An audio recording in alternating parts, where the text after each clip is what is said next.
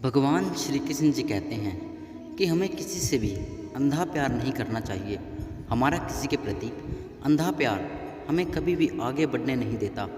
अधिक प्रेम भी व्यक्ति को बुद्धिहीन कर देता है। अनुमान मन की कल्पना है और अनुभव जिंदगी का सबक है।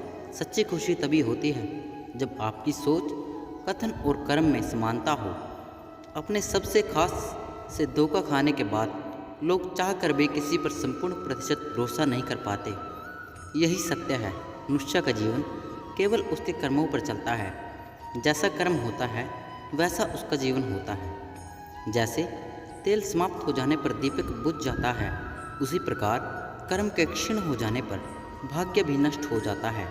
हमें कभी निराश नहीं होना चाहिए, क्योंकि कमज़ोर आपका वक्त होता है, आप नहीं। मौन सबसे अच्छा उत्तर है किसी ऐसे व्यक्ति के लिए जो आपके शब्दों को महत्व नहीं देता। मनुष्य जन्म लेता है तो उसके पास सांसें तो होती हैं, पर कोई नाम नहीं होता। जब मृत्यु होती है तो उसके पास नाम तो होता है, पर सांसें नहीं होती। इसी सांस और नाम के बीच की यात्रा को जीवन कहते हैं। स्वभाव में जियो।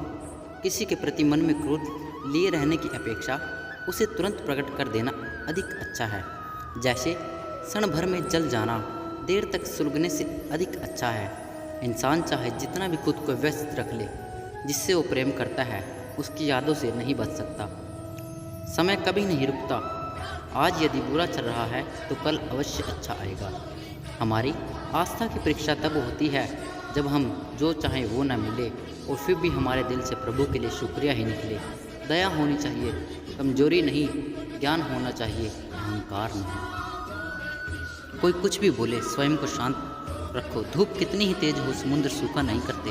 मन की गतिविधियों, होश, श्वास और भावनाओं के माध्यम से भगवान की शक्ति सदा तुम्हारे साथ है और तुम्हें बस लगातार एक साधन की तरह प्रयोग कर सके सभी कार्य कर रही है। तुम उसके लिए शोक करते हो तो शोक करने के योग्य नहीं है, और फिर भी ज्ञान की बातें करते हो। बुद्धिमान व्यक्ति न जीवित और ना ही मृत व्यक्ति के लिए शोक करते हैं।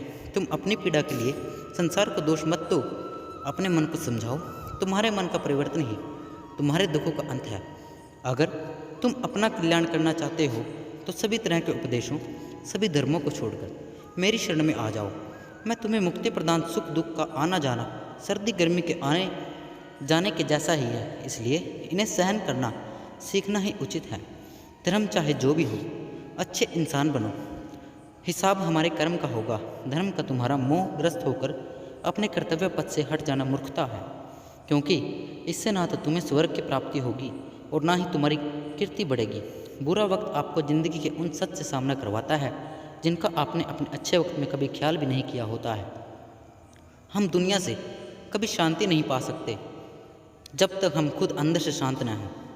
मनुष्यों को मोह माया में पड़कर अपने कर्तव्य को नहीं भूलना चाहिए। मनुष्य की इच्छाएं अनंत हैं। यदि इच्छाएं पूरी नहीं होती तो क्रोध बढ़ता है, और इच्छा पूरी होती है तो लोभ बढ़ता है। इसलिए जीवन की हर स्थिति में धैर्य बनाए रखें तथा इच्छाएं सीमित रखें। अगर तुम मनुष्य अपना कल्याण चाहते हो तो सभी उपदेशों, सभी धर्मों को छोड़कर मेरे शरण में आ जाओ। मैं कृष्ण तुम्हें मुक्ति प्रदान करूँगा।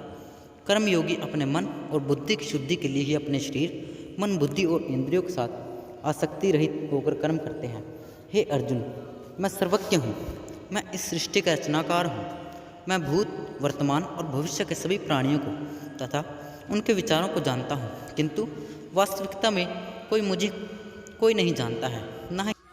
दोस्तों, यदि आपको यह कोर्स अच्छे लगे हों तो कृपया हमारे चैनल को सब्सक्राइब करें और कमेंट में जय श्री कृष्ण अवश्य ही लिखें। धन्यवाद।